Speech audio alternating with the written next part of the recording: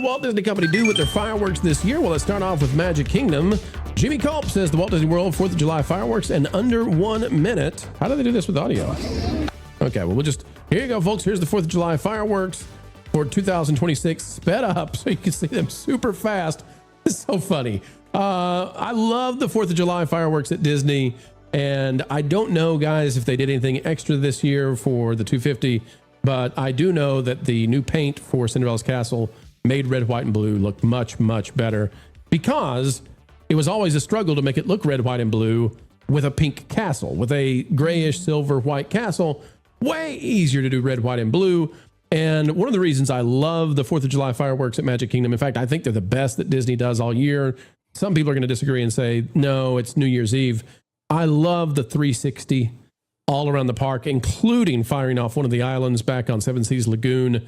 The finale is incredible when they do the 360. It lights up the sky like it's the middle of the day.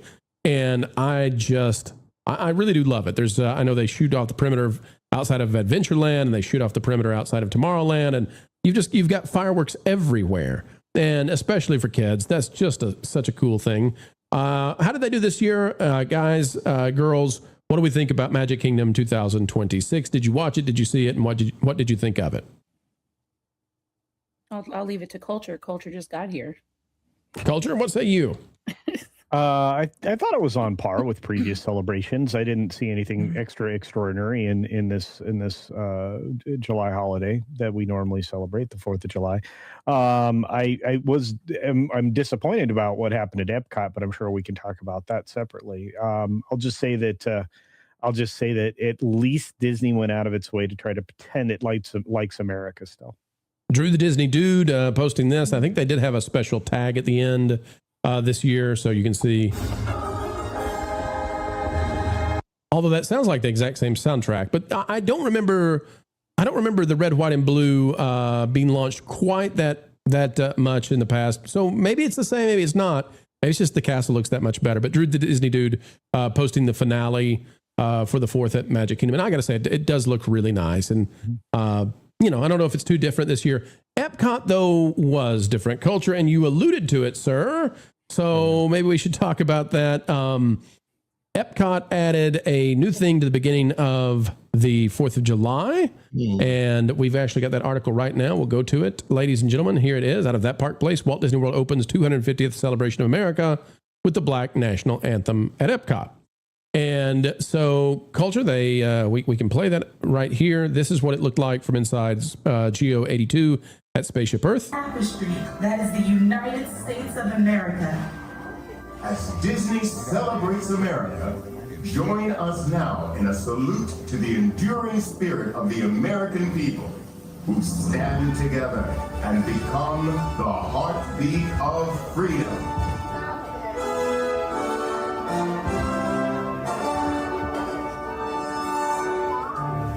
Lift every voice and sing. Till earth and heaven ring. Ring with the harmonies of liberty.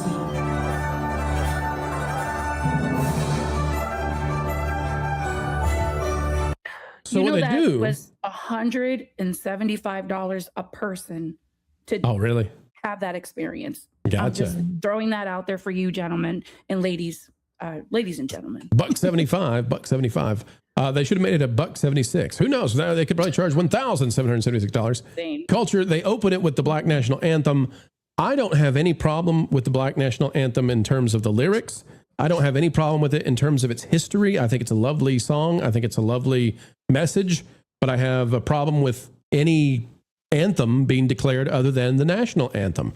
Just like I would have a severe problem with the white national anthem. I would have a severe problem with the Mexican national anthem if it was being used for America, or the Christian national anthem, or, I come up with 1,000 different anthems you could do to divide people. I don't like it because, it divides people. And so I'm probably not the only one. And Disney chose to open with this. It's been something controversial that happens in the NFL. Disney opened their Epcot fireworks with the song. What are your thoughts about that, Culture?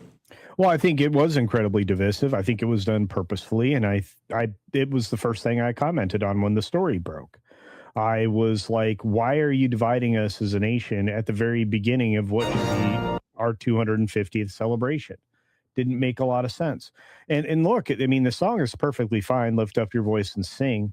But that I think that isn't that the actual title of the song? They just have added a subtitle to it that they treat it with.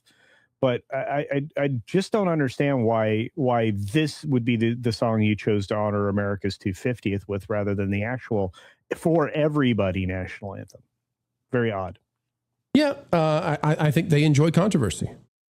I mean, because I think they could have put that there. You know, they could have put it in the middle or somewhere else, and I don't think it would have gotten attention. Like, we wouldn't have noticed.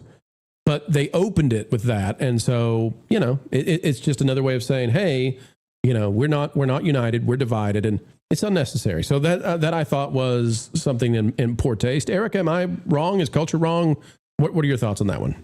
Nah, I have to admit, because I was watching it through Resort TV 1, and they were casting from both parks. So by the time Josh cast to Jenna at Epcot, I had missed the first part. So I didn't even watch the beginning. Yeah, sorry. Oh, it's all good. It's all good. Ron, what do you think about Disney overall and their 4th of July celebrations this year? And they made a big deal about this. They did Soaring Over America. So your thoughts on how they did this Independence Day? Main Street, the bunting on Main Street looked nice. That's like the thing that I personally have noticed the most, is that not just Main Street, by the way, in front of the American Pavilion at Epcot, there is some really cool bunting in front of the theater there. And it was okay. So the good would be that there was more Americana, if you will. At the same time, Rivers of America gone. So it's like, my gosh, like it's this opposition weird thing. I liked the fact that when I was there on the 1st of July, every single pride backdrop, rainbow backdrop for pictures was gone. Oh, I did. Oh, no, wait a minute. Now, that's Ron. They have typically left that up for months. You're telling me that July 1st, it was gone. I was there on July 1st. I witnessed it in 3 out of the 4 parks because I didn't go to Animal Kingdom, but Hollywood Studios, Pride flag gone. Good luck finding it at Animal Kingdom anyway. It was tucked behind Pizzasaurus. Yeah, exactly. So I mean, but the Stitch one, purple wall. I mean, like, just and the fact that they did it on the 1st of July, that it was literally on the 1st of July that it was gone. I was like, wow, I have seen these things up till October in the past. So that was impressive. It really looked like, decor wise, they were trying to at least appeal to people that the 250th was going on. At the same time, as far as fireworks are concerned, from my home, I'm able to see Epic Universe and SeaWorld's fireworks. And the most impressive from a distance was SeaWorld. SeaWorld's fireworks went on for almost like a half an hour. That was incredible display. So I didn't even see the Disney fireworks, so I really can't even compare them other than in the video. But what I saw with my own eyes live, the actual individual fireworks from Epic, I could tell I could tell from my house which park was which. The Epic fireworks were more like specifically unique fireworks, but the show was pretty short. And at SeaWorld, I believe they also had a drone show along with the fireworks. And SeaWorld, to me, is the park that all year long is far more patriotic. They honor the military. Every single show, they have the military stand up before they show. They honor that. They say, if you're a member of the armed forces, please stand up. I really, really appreciate all of that because you don't really get that at other places and in other parks. And the fact that they're very honoring. I mean, when you live in Orlando, you have the choice to go to Disney, Universal, SeaWorld, all the other parks. And it's really interesting to see which ones appeal to what. It used to be, I will tell you, it used to be Disney was easily the king of all the parks. But so many things have changed that it's like this really weird wash. But what I see personally is that Universal and Epic Universe, they're the ones that are really, really coming up, while Disney is they just keep taking so many things away from guests. Yeah. So MJ, one of the things that they took away, attractions that were patriotic. And so what I would have liked to seen as sort of, I think this would have gone over well as, I don't know why they couldn't bring back the Muppets in Liberty Square where they had them performing, in the windows. Surely they still have the puppets. Surely they still have the soundtrack. It's just getting puppeteers to put their hands up there, and so there were some things they could have done. I felt badly that we've got Sam Eagle popcorn buckets, but we don't have Sam Eagle still saying at Hollywood Studios, a salute to all nations, but mostly America. So, there were some things I wish they had done. What do you think about it, MJ? Where would you grade them this year? What I did see was a lot of that propaganda that you're talking about was pushed on social media like crazy.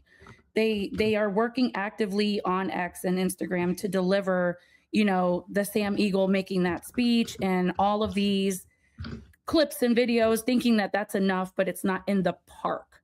They removed it from the parks.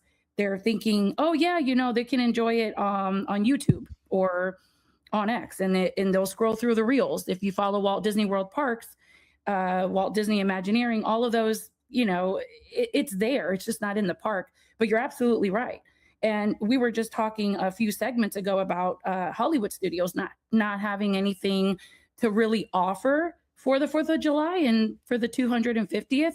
They could have totally had, just like they do with Kermit and Miss Piggy during the Jollywood nights, they could have had a performance with the Muppets and had Sam Eagle right there in all his pride and glory. And it could have been at least fireworks. Why did they have fireworks at Hollywood Studios? It makes no sense. Listen, in the 90s, they used to do at then MGM. In the 90s, they did fireworks on the 4th because they couldn't handle the capacity at Magic Kingdom and Epcot. So they said, well, shoot, it doesn't happen often, but we'll fire fireworks off behind the Chinese Theater at Hollywood Studios. And they did. Yeah. I just don't get it. Well, nightly, there's a show at the Chinese Theater in Hollywood Studios. So it wouldn't have taken much. They already use a projector. So project something nice for the 250th. Throw some red, white, and blue up in the air and let the people celebrate with Sam Eagle. There you go. Play some Ray Charles. Yeah. Oh, the Ray Charles. Yeah. That's right. You on that one. That's true. All right, folks, you tell us, how do you think they did? And if you went to any other theme parks, Dollywood, Epic Universe, Islands of Adventure, Knott's Berry Farm, we'd love to hear how those parks did. Tell us in the comments. Tell us in the chat. We want to hear from you. Thanks for watching That Park Plays News. For more information, consider checking out www.thatparkplace.com. And don't forget to subscribe, share, like, and send this out on your favorite social media account.